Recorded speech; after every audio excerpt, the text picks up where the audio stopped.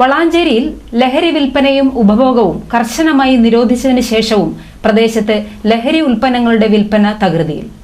വളാഞ്ചേരിയിലെ ഒരു സാമൂഹ്യ പ്രവർത്തകന് പഞ്ചായത്ത് അധികൃതർ നൽകിയ വിവരാവകാശ നിയമപ്രകാരമുള്ള മറുപടിയിൽ DTV നടത്തിയ അന്വേഷണത്തിൽ നിന്ന് ലഹരി പദാർത്ഥങ്ങളുടെ വിൽപ്പന നിരോധിക്കുന്നു എന്ന് പറഞ്ഞ് മേനി നടിച്ച പഞ്ചായത്ത് അധികാരികളുടെ കണ്ണുകളിലേക്ക് ഈ കാഴ്ച കയറുമായിരിക്കാം.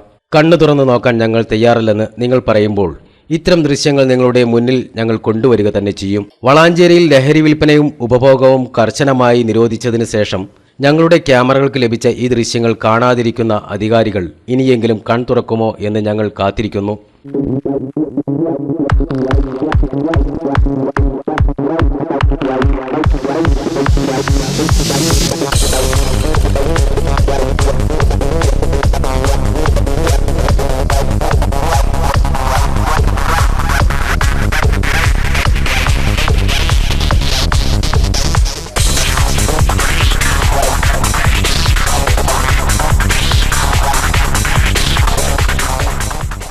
പൂച്ചയെപ്പോലെ പതുങ്ങി ഏതൊരു കുട്ടി ചെന്നാലും നിരോധിച്ച ലഹരി പദാർത്ഥങ്ങൾ പ്രത്യക്ഷപ്പെടുന്നു എന്നത് ഇവിടുത്തെ പതിവ് കാഴ്ചയാവുന്നത് അധികാരികൾ കാണുന്നില്ല.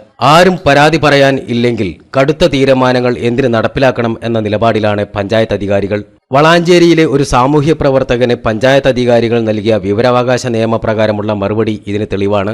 ലഹരി പദാർത്ഥങ്ങളായ ഹാൻസ്, പാൻപരാഗ് മുതലായവ ഈ പഞ്ചായത്ത് അതിർത്തിയിൽ എല്ലാവരുടെയും കണ്ണിന് മുന്നിൽ വിൽക്കുന്നത് ശ്രദ്ധയിൽപ്പെട്ടിട്ടില്ലെന്ന് ഇവർ പറയുമ്പോൾ സാധാരണക്കാരോടൊപ്പം ഞങ്ങളും ചോദിക്കുന്നു, നിങ്ങൾ കണ്ണുപൊട്ടന്മാരാണോ എന്ന്. കണ്ണടച്ചിരുട്ടാക്കി ഒരു തലമുറയെ തന്നെ തകർക്കുന്ന ലഹരിഭൂതത്തിന് വിഹരിക്കാൻ അവസരമൊരുക്കാൻ അധികാരികൾ തയ്യാറാവുകയാണെങ്കിൽ അതിനെതിരെ ഇനിയുള്ള ദിവസങ്ങളിലും DTV ക്യാമറകൾ ചിലത് തുറന്നു പറയുക തന്നെ ചെയ്യും.